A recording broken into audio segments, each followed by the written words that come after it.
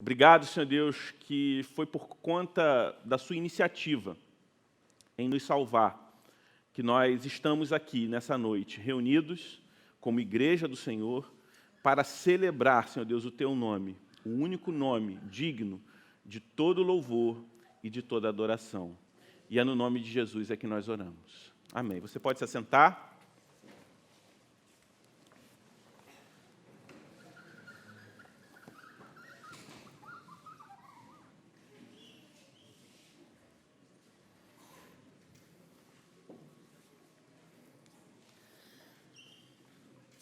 Esperar o pessoal ajeitar ali.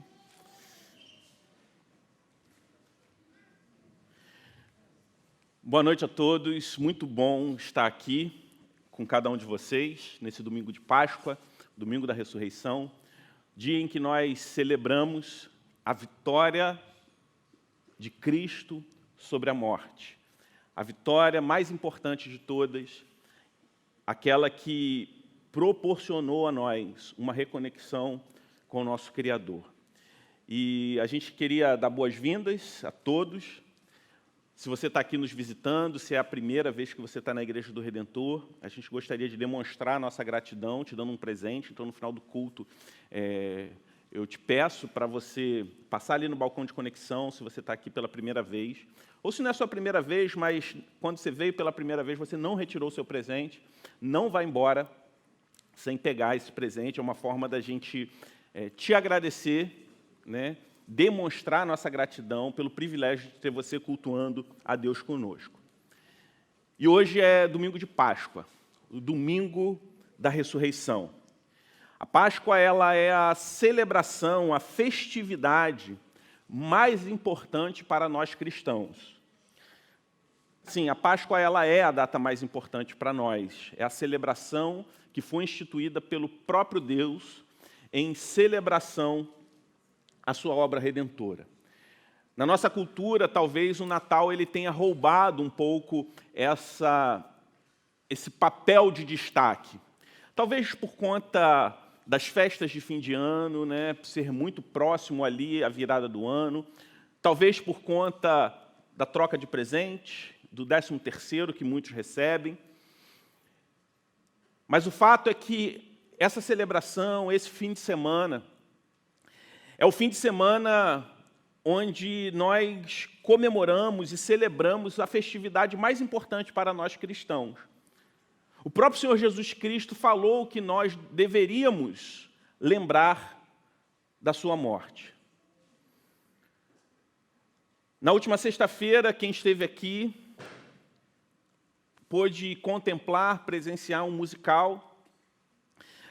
Certamente, todos que estavam aqui, se você esteve aqui, certamente você foi tocado pelo espetáculo que a gente pôde assistir, a forma como o Evangelho foi cantado, encenado, de uma forma tão bela. E a gente pôde relembrar, aqui na sexta-feira, um pouco daquilo que Deus fez por nós através de Jesus Cristo. E hoje, no domingo de Páscoa, eu gostaria de falar sobre a origem dessa celebração. A Páscoa, para nós cristãos, de fato, ela significa a morte e a ressurreição de Cristo. O Cristo que foi crucificado na sexta e ressuscitou no domingo. E na ocasião da sua morte, ele morre no período de Páscoa. Sim, a Páscoa ela foi estabelecida por Deus ainda no Antigo Testamento, com o povo de Israel. E para a gente entender o significado da Páscoa, eu gostaria de falar hoje sobre a sua origem.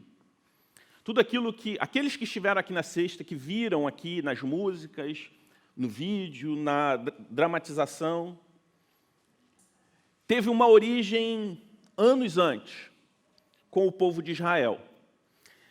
E eu te convido a abrir a sua Bíblia no livro do Êxodo, no capítulo 12. Êxodo 12, a partir do 1º versículo. Nós leremos até o 11.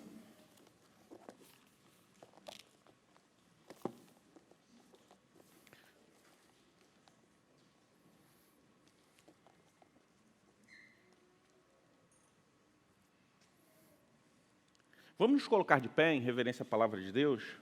Êxodo 12, de 1 a 11, a palavra de Deus diz assim: O Senhor disse a Moisés e a Arão na terra do Egito: Este mês será para vocês o principal dos meses. Será o primeiro mês do ano.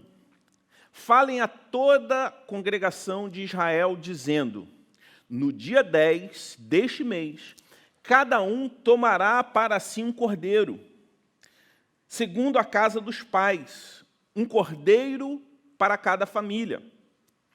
Mas se a família for pequena para um cordeiro, então o chefe da família convidará o seu vizinho mais próximo, conforme o número de pessoas, conforme o que cada um puder comer. Por aí vocês calcularão quantos serão necessários para o cordeiro. O cordeiro será sem defeito, macho de 1 ano, podendo também ser um cabrito. Vocês guardarão o cordeiro até o 14º dia deste mês. E todo ajuntamento da congregação de Israel o matará no crepúsculo da tarde. Pegarão um pouco do sangue e o passarão nas 2 ombreiras e na viga superior da porta, nas casas em que o comerem. Naquela noite, comerão a carne assada no fogo, com pães sem fermento e ervas amargas. Não comam do animal nada cru, nem cozido em água, porém assado ao fogo, a cabeça, as pernas e as vísceras. Não deixem nada do cordeiro até pela manhã. O que, porém, ficar até pela manhã, queimem. É assim que vocês devem comê-lo, já prontos para viajar, com as sandálias nos pés e o cajado na mão. Comam depressa, é a Páscoa do Senhor. Vamos orar? Pai Santo, nós te louvamos pela tua bendita palavra e te pedimos que o Senhor fale conosco nessa noite, que possamos ser alimentados por ela nesse momento. Que não haja distração ou preocupação que roube a nossa atenção em ouvir a tua voz nesse momento. E é no nome de Jesus é que nós oramos. Amém. Você pode se assentar.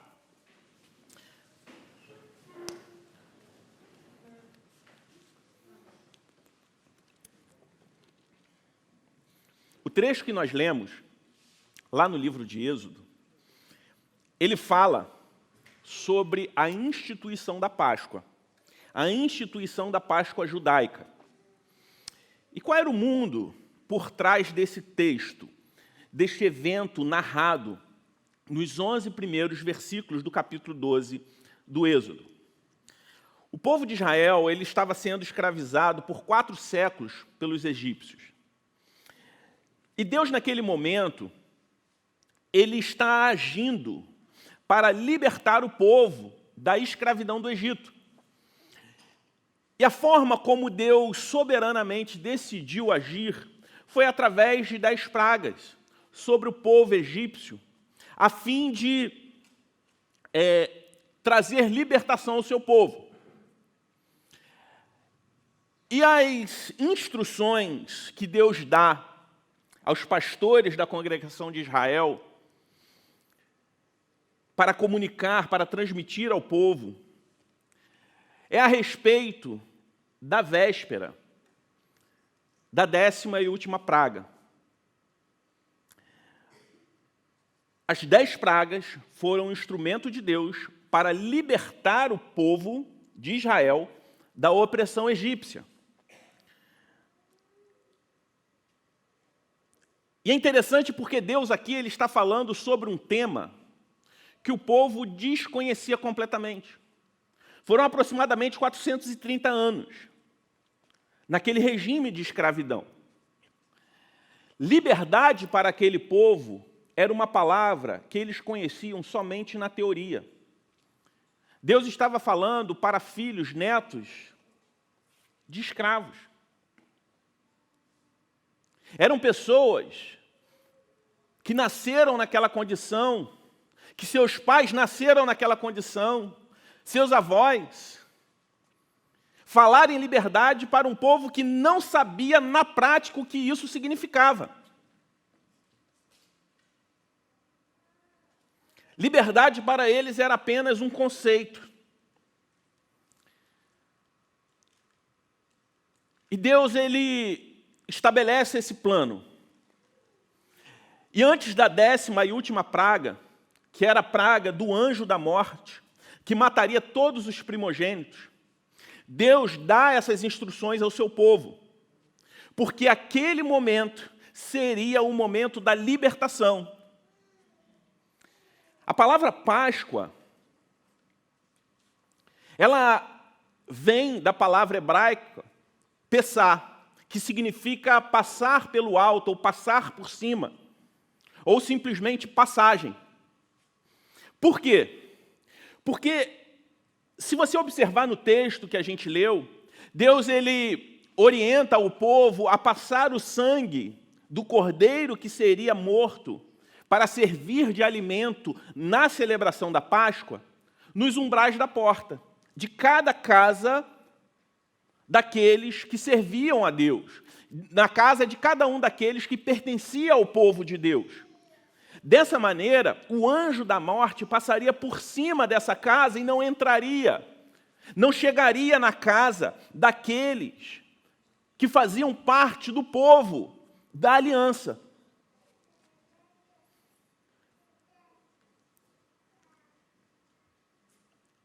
A Páscoa, ela aponta para essa passagem. Aponta também para a passagem do povo no Mar Vermelho, aquele momento emblemático após a celebração dessa Páscoa, durante a peregrinação, no momento mais difícil, humanamente impossível, Deus providencia a passagem por meio do mar, abrindo o Mar Vermelho, para que o povo caminhasse rumo à liberdade. Essa é a origem da Páscoa. É onde ela começa. Por isso, hoje eu gostaria de falar da origem da Páscoa, mas principalmente para onde ela aponta. A Páscoa do povo hebreu, ela era apenas sombra daquilo que Deus realmente estava fazendo, do plano de Deus para a humanidade. Era a sombra da Páscoa de Cristo, a Páscoa da nova aliança. Mas é muito importante a gente entender a sua origem para entender o seu significado. A Páscoa, para nós que somos o povo da nova aliança, também significa passagem. A passagem da morte para a vida. O significado da Páscoa sempre foi Cristo. Mesmo lá na sua origem, com o povo de Israel, ela já apontava para o Salvador que viria. A cruz de Cristo não é um plano B de Deus para a humanidade. A cruz de Cristo não foi um plano B diante da falha do povo de Israel.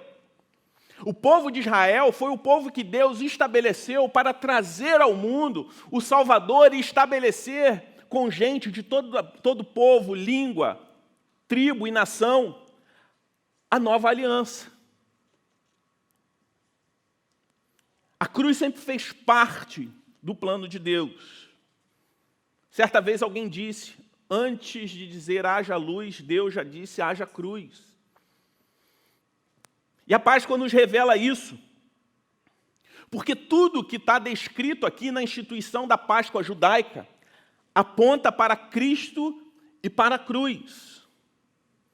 Por isso, olhando para a origem da Páscoa, nós aprendemos a respeito do seu significado. Olhando para a origem da Páscoa, nós aprendemos o que ela significa. E a primeira palavra que eu destacaria no significado da Páscoa é a palavra liberdade. Deus, nesse momento que a gente leu aqui, no livro do Êxodo, Deus ele está prestes a mostrar na prática o que aquelas pessoas só conheciam na teoria. Deus ele estava ali prestes a mostrar para aquelas pessoas o que de fato é liberdade. Portanto, antes de tudo, Páscoa significa liberdade. A origem da Páscoa é a liberdade. E o seu significado também é liberdade.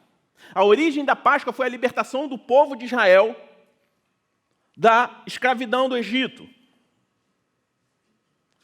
E para nós, ela também é liberdade. A libertação do povo de Israel ali no Egito aponta para a libertação que nós tivemos em Cristo da escravidão do pecado. E é interessante porque liberdade é um tema que muito se fala. Liberdade é algo que é muito valioso para nós. Nós nos importamos com a liberdade. E as pessoas anseiam por isso. Mas a pergunta que eu te faço, qual tipo de liberdade você corre atrás? Muito se fala sobre liberdades individuais, onde as pessoas querem viver uma vida completamente autônoma e livre de qualquer tipo de regra. Muito se fala sobre liberdade de expressão, liberdade econômica. Cada uma tem o seu lugar, o seu valor. Algumas dessas liberdades, de fato, precisam de limite.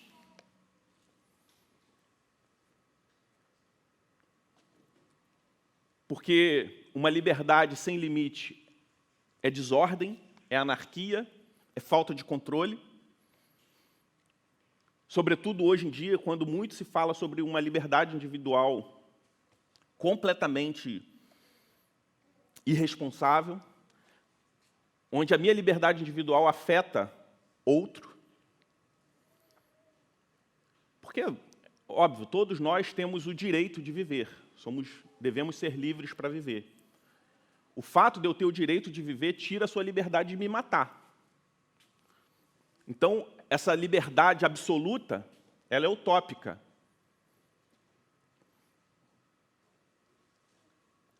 E muito se discute sobre os limites da liberdade. Liberdade individual, liberdade econômica, liberdade de expressão.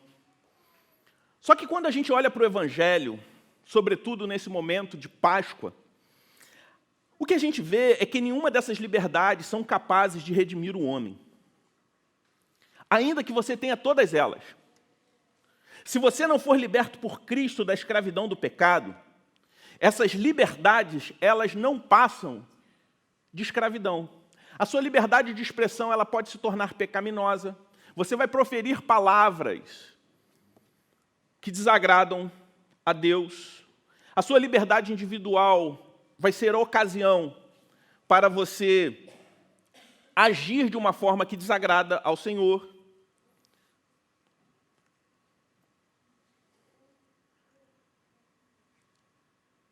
Uma pessoa que vive em um regime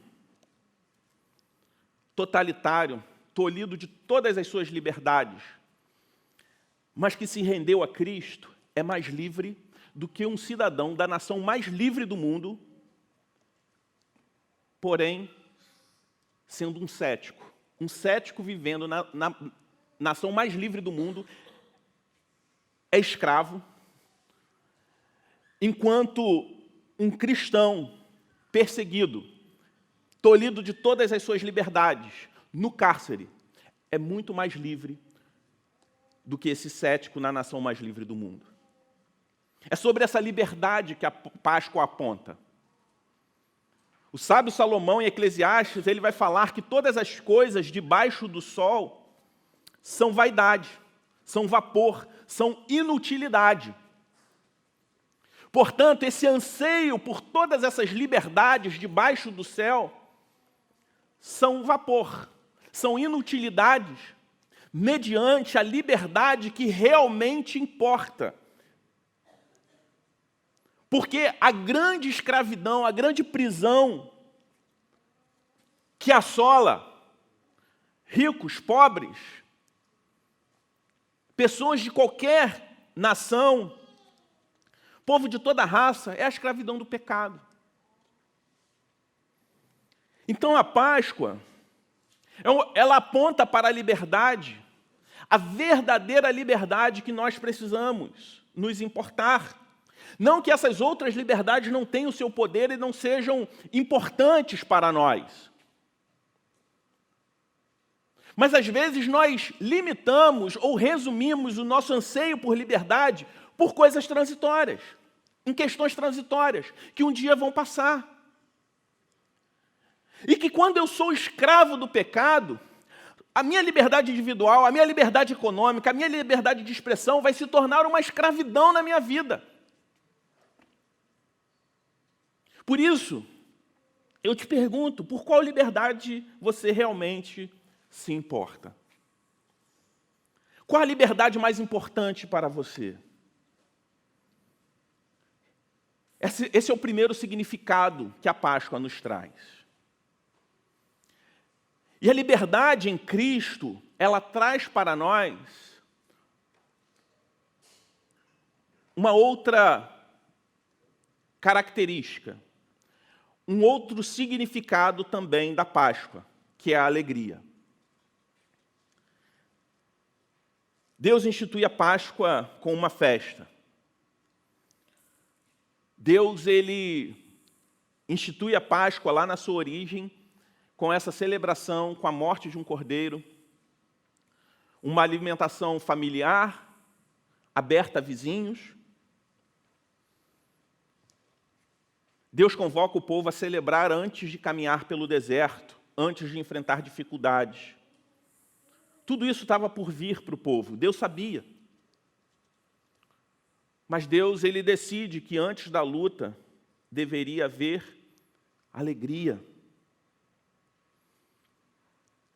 A Páscoa da Nova Aliança, ela fala da morte, do sofrimento de Cristo. E ainda assim, ela aponta, ela significa para nós alegria. Mesmo sabendo do sofrimento de Cristo na cruz do Calvário, nós sabemos que o resultado é a ressurreição. Ao ver Cristo surrado, ensanguentado, nós sabemos que aquele não foi o fim. Nós vemos, quando nós lemos na palavra de Deus, os açoites que o nosso Salvador sofreu. Nós sabemos que ali não foi a vitória da morte sobre o nosso Salvador, mas foi a vitória do nosso Salvador sobre a morte. Ele enfrenta a morte, mas ele vence a morte.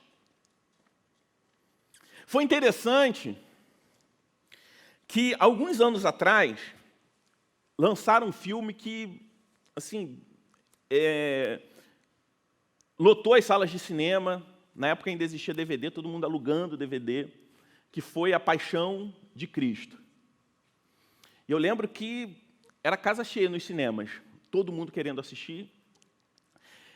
E eu comentei com um colega, perguntando se ele assistiria, ele não é um cristão, ele falou, não vou ver, muito sangue, muito... Aí eu falei assim, cara, você assiste filme, e ele é aquele cara que só assiste filme violento, de ação e tal. Eu falei, cara, nada diferente dos outros filmes que você assiste, mas ali não é Jesus morrendo.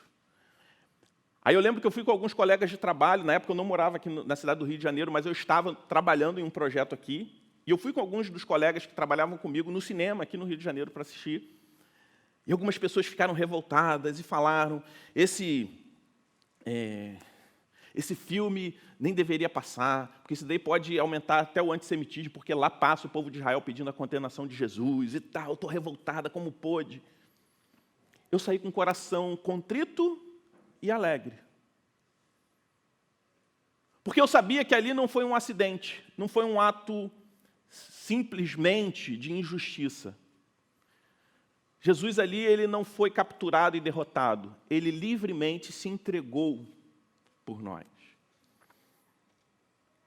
Nós que conhecemos o Evangelho sabemos o que aquela dor, aquele sofrimento enfrentou. Isso nos traz contrição, mas também produz em nós alegria. Uma alegria que não se esquece desse sofrimento. E é interessante que na instituição da Páscoa, Deus ele ordena que as pessoas se alimentassem do cordeiro e também das ervas amargas, justamente para que aquele alimento, a erva amarga, apontasse para o sofrimento, para que aquela celebração alegre não anulasse a consciência do custo, do sofrimento que Cristo passaria, para que as pessoas se lembrassem do sofrimento. Mas para quem está em Cristo, esse sofrimento traz alívio, porque aponta para quem sofreu em nosso lugar. Por isso a Páscoa deve gerar em nós uma alegria motivada pela gratidão. A alegria da Páscoa é a alegria do servir, é a alegria do contribuir, é a alegria de adorar a Deus comunitariamente, como nós fizemos nessa noite, cantando juntos. É a alegria de poder ouvir as vozes se unindo em celebração a esse Deus, cantando Salvador maravilhoso, Deus que tomou meu lugar. É essa alegria. Por isso que nós cultuamos, trabalhamos na obra do Senhor, contribuímos para a obra de Deus. Por isso que a palavra de Deus diz, servir ao Senhor com alegria. A pior coisa para um cristão é servir a Deus sem alegria. O não servir ou servir sem alegria esfria a nossa fé. O servir sem alegria adoece a igreja de Cristo. Quando eu sirvo a Deus sem alegria, eu começo a ver defeito em tudo. Começo a ver erro onde não tem. Deixo de ter senso crítico e me torno uma pessoa de espírito crítico. Porque eu não estou mais me alegrando no Evangelho. Por isso a alegria da Páscoa, a alegria do Evangelho, que é fruto da liberdade que nós temos, que nós ganhamos, produz também em nós unidade.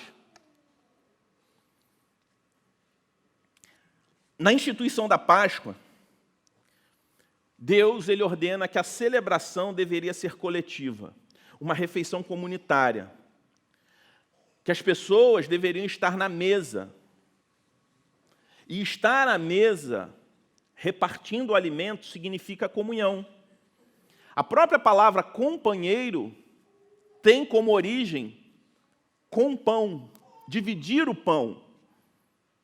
A Páscoa aponta para uma realidade fundamental para nós, a unidade que nós temos em Cristo. Jesus não morreu e ressuscitou só para te levar para o céu, mas para te salvar de uma vida para si mesmo. Essa salvação inclui unidade e comunhão. Unidade e comunhão em Cristo somente. Existe um livro chamado Comunidade Cativante, que fala sobre a beleza da unidade em Cristo. Pessoas de diferentes tradições, diferentes criações, pessoas, perfis sociais e econômicos diferentes, diferentes histórias, se unindo por Cristo somente. Deus compra para si um povo com o derramamento do seu sangue. O corpo de Jesus foi moído para nos fazer um só corpo. Na Páscoa da Nova Aliança, a unidade presente ali na origem da Páscoa ela é ampliada. Ela não é mais limitada a uma família e a alguns vizinhos. Mas o conceito de família é ampliado de forma que a verdadeira família não se limita somente às pessoas que têm o mesmo sangue, o meu sangue, mas todos aqueles que foram comprados pelo precioso sangue de Cristo, que foram comprados pelo derramamento do sangue do Cordeiro de Deus, que tira o pecado do mundo. E como é triste, a gente, ao mesmo tempo que nesse período a gente celebra a Páscoa, ver a unidade da igreja sendo relativizada nos dias de hoje, a partir de um falso cristianismo individual, onde pessoas dizem que se relacionam com Deus individualmente, que não dependem da igreja para estar conectado com Deus. Mas como que a pessoa está em Cristo se ela rejeita o corpo de Cristo? Cristo é o cabeça da igreja. A unidade sendo relativizada também a partir de uma moda de igreja virtual, igreja até no metaverso recentemente. É a última aberração que nós vimos. Mas quando a gente olha para a Páscoa, a gente vê que igreja é muito mais do que um lugar onde você vai, mas uma família que você pertence. Culto é muito mais do que algo que você assiste, mas uma celebração que você participa. E a unidade que a Páscoa nos traz, ela aponta para o quarto e último significado, que é a esperança. A liberdade, a alegria e a unidade geram em nós esperança. Esperança de que somos peregrinos nesse mundo, que o nosso destino final é a pátria celestial. Esperança que nós estamos caminhando, assim como o povo de Israel caminhou pelo deserto, nós estamos caminhando rumo à terra prometida. E não a Canaã dos israelitas, mas a Canaã celestial. Essa esperança nos faz viver sob uma perspectiva completamente diferente. Encaramos a vida de uma forma diferente. E, consequentemente, a morte também de uma forma diferente. Porque a vida para nós agora tem a perspectiva da eternidade. Que tudo de ruim do tempo presente, toda maldade encontrada no mundo, nós sabemos que é fonte do pecado. Mas, ao mesmo tempo, nós podemos contar com a paz de Deus que nos sustenta. Ao mesmo tempo, sabemos que Deus, por misericórdia, derrama a sua graça nesse mundo perdido. E que toda manifestação de bondade tem como origem o querer e o efetuar do nosso Deus. Nós somos o povo da nova aliança. E quando nós vemos no livro de Êxodo a instituição da Páscoa na antiga aliança, vemos que a Páscoa não se resume a uma celebração judaica, mas é a superação da Pessá judaica. Na Páscoa judaica, a Páscoa da antiga aliança, Deus ordena que o povo se alimentasse de um cordeiro. E esse cordeiro deveria ser macho, sem defeito, sem mancha. Esse cordeiro é uma tipologia de Cristo. O cordeiro pascal aponta para Jesus Cristo, que é o Cordeiro de Deus que tira o pecado do mundo. Portanto, para eu poder usufruir da verdadeira liberdade, alegria, unidade e esperança em Cristo, eu também preciso me alimentar do Cordeiro. Não mais um animal sacrificado, mas do Cristo que se sacrificou por nós. E quando eu me alimento de Cristo, quando Jesus é a minha fonte de vida, eu me reconcilio com aquele que me criou. Encontro a verdadeira liberdade, a verdadeira alegria, a unidade e esperança. O texto, ele diz também que esse cordeiro ele deveria ser repartido com o vizinho. Nós nos alimentamos do cordeiro e precisamos repartir com as pessoas que estão à nossa volta desse alimento. Precisamos compartilhar o pão do céu, o Filho de Deus, com aquele que não tem. Precisamos compartilhar da boa notícia do cordeiro que foi sacrificado em nosso lugar. Na Páscoa da antiga aliança, O sangue do cordeiro deveria ser passado nos umbrais das portas, para que a morte não chegasse naquelas casas, para que os primogênitos fossem poupados da morte. Na Páscoa da nova aliança, Deus ele não poupa o seu único filho para morrer por nós, para que a morte eterna não viesse sobre nós, desde que fôssemos encharcados pelo sangue do seu Filho, pelo Cordeiro sem defeito, aquele que se fez sacrifício perfeito e cancelou de uma vez por todas a cédula de dívida que estava sobre nós. Por isso, a Páscoa de Cristo também deve ser celebrada com uma refeição, onde o pão e o cálice são compartilhados, não mais a carne de cordeiro. Porque o cordeiro da antiga aliança, que era repartido, apontava para o cordeiro que foi moído por nós, que foi sacrificado por nós. E é esse mesmo cordeiro que ressignifica essa Páscoa, trazendo o cálice e o pão como o símbolo, os elementos que apontam para a esperança da Páscoa da nova aliança. Porque o cordeiro ele já foi providenciado.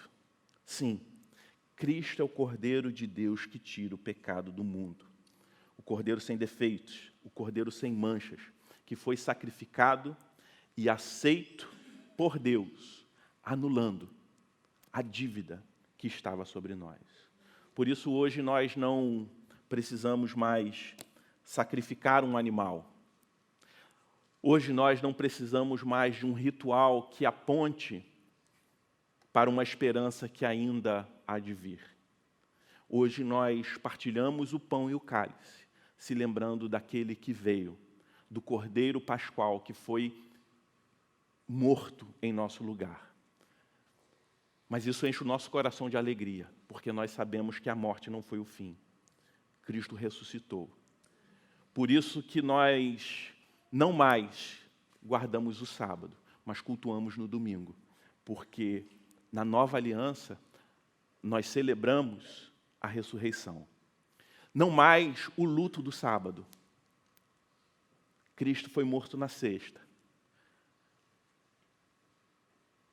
O sábado, para o povo da antiga aliança, era guardado por conta do silêncio, do luto do sábado.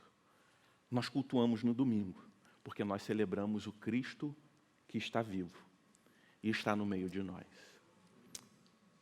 Vamos orar? Pai Santo, nós te louvamos, Senhor Deus, por essa bendita esperança. Nós te adoramos, Senhor Deus, porque o Senhor é bom, porque o Senhor nos salvou. E hoje nós somos teu povo. Nós estamos aqui reunidos, Senhor Deus, para louvar e glorificar o teu nome, Senhor. Que o Senhor nos faça lembrar, Senhor Deus, da tua Páscoa, do teu sacrifício por nós. E isso vem encher, Senhor Deus, o nosso coração da verdadeira liberdade que temos da escravidão do pecado. Encher nosso coração de alegria, nos trazer unidade e encher o nosso coração de esperança. A esperança de que um dia viveremos face a face contigo. Obrigado, Senhor Deus, pela ressurreição do teu Filho, porque ela mostra para nós que ele venceu a morte. E a vitória dele é atribuída a nós. E a partir disso sabemos que viveremos eternamente contigo. No nome de Jesus é que nós oramos. Amém.